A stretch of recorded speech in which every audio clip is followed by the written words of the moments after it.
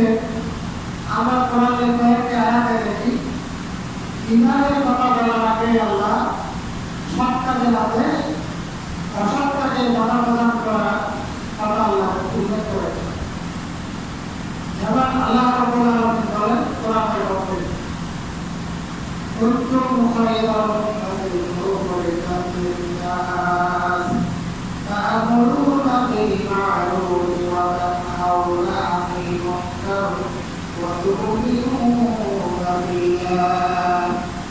তোমরা চেষ্টা করো, তোমাদেরকে সৃষ্টি করা হয়েছে মানবজাতির কল্যাণ করার জন্য। তোমরা আল্লাহর কোরআন তোমরা সৎ কাজে আমল করবে, অসৎ কাজে বাধা প্রদান করবে, আর তোমরা ঈমান আল্লাহর উপর ঈমান আনবে। আল্লাহ এখানে প্রথমে আমাদের শ্রেষ্ঠত্ব কেন তার কারণটা বলে। প্রথমে বললেন আল্লাহ আমাদেরকে সৃষ্টি করেছেন মানব জাতির কল্যাণ করার জন্য। কিন্তু বৌদ্ধ খ্রিস্টান ধর্ম বর্ণ নির্বিশেষে সকল জাতির কল্যাণ করার জন্য আল্লাহ উম্মতে মুহাম্মদ মুসলিম উম্মতকে সৃষ্টি করেছেন। সুবহানাল্লাহ।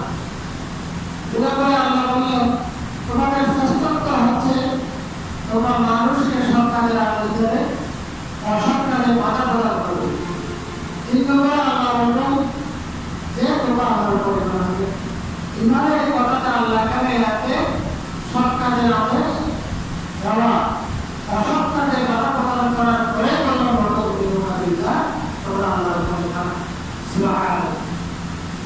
সূরা তাওবাতে আল্লাহ নামাজ কায়েম করা, যাকাত প্রদান করা এর উপরে আগে বর্ণনা করেছেন ইমানদারদের চরিত্র